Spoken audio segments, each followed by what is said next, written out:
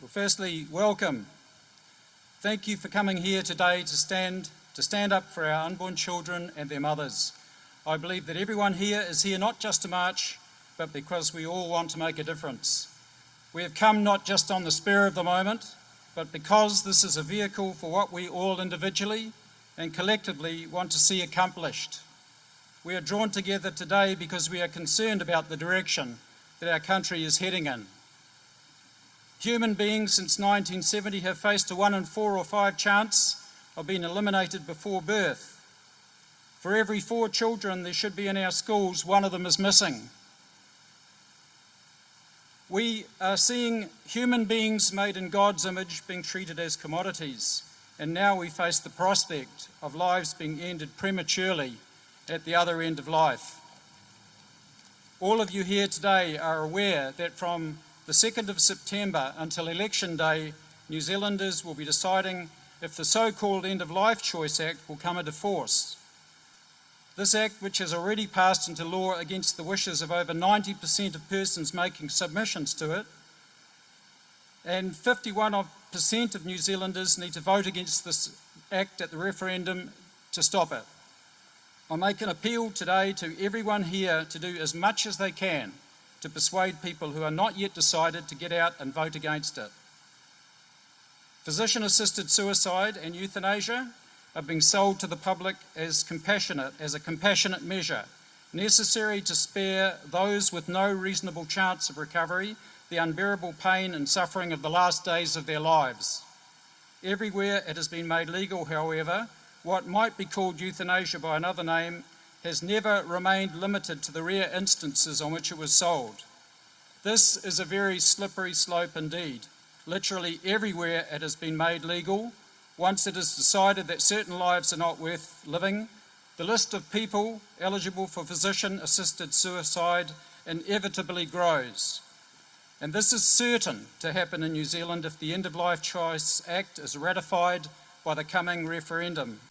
As the list of people without intrinsic value grows, it becomes impossible not to re-evaluate lives based on some other criteria, perhaps convenience or financial costs. It is then a very small step from eligible to die to expected to die. Very few countries have passed laws supporting euthanasia and assisted suicide, but of those that do, the trend is to expand the criteria to allow even the disabled, the mentally unwell, and even children to choose suicide. Wherever doctor-assisted suicide is legalised, in total contrast to what is sold to the public, the category of terminal illness is often expanded to include chronic illnesses and permanent disabilities. Even mental illness and depression are now considered sufficient justification for suicide in places such as Belgium and the Netherlands.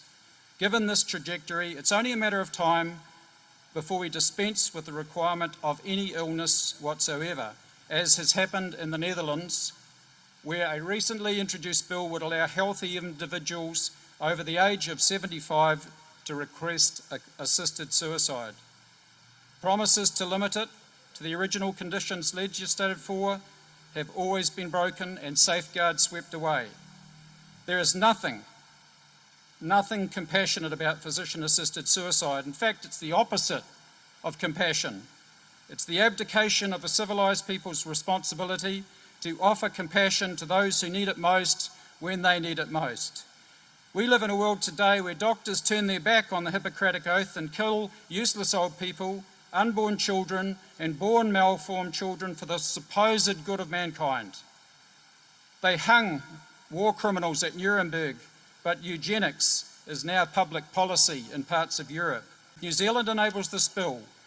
We will see the same thing happening here. Count on it, no matter what David Seymour says. Finally, let's look at the very many problems of this bill. No parental consent required, no physical pain required, no mental health assessment or support required, no attempted treatment required, no assessment for coercion required, no independent witnesses required at any stage, no protection for terminally ill persons who are depressed or mentally ill. This Act risks making New Zealand's suicide problem worse And under this Act, people are going to die early. Almost all palliative care professionals and most doctors oppose it. The Act simply does not sufficiently protect people from being killed against their will. And I believe there is misinformation out there, even on the government referendum website concerning this issue.